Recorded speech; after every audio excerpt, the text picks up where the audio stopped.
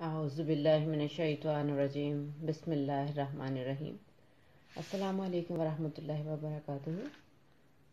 نبی اکرم صلی اللہ علیہ وآلہ وسلم نے فرمایا، تم مجھ سے ان باتوں پر بیعت کرو کہ اللہ تعالیٰ کے ساتھ کسی کو شریک نہ ٹھہراؤ گے، چوری نہیں کرو گے، زنا نہیں کرو گے، اپنی اولاد کو قتل نہیں کرو گے، کسی پر بہتان نہیں لگاؤ گے، معروف میں نافرمانی نہیں کرو گے۔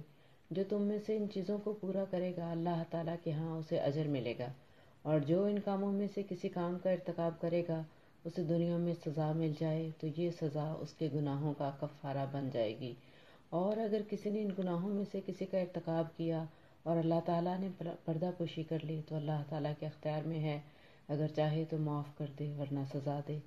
سیدنا عبادہ کہتے ہیں، پھر ہم نے ان باتوں پر آپ صلی اللہ علیہ وآلہ وسلم سے بیعت کر لی۔ بخاری اور ترمذی نے اس حدیث مبارکہ کو روایت کیا ہے۔ اللہ رب العزت سے دلی دعا ہے اللہ تعالیٰ ہمیں نبی اکرم صلی اللہ علیہ وآلہ وسلم کے بتائے ہوئے سنہری اصولوں پر زندگی گزارنے کی توفیق عطا فرمائے، اور اللہ تعالیٰ ہم سے وہ کام لے جس سے اللہ رب العزت ہم سے راضی ہو جائے۔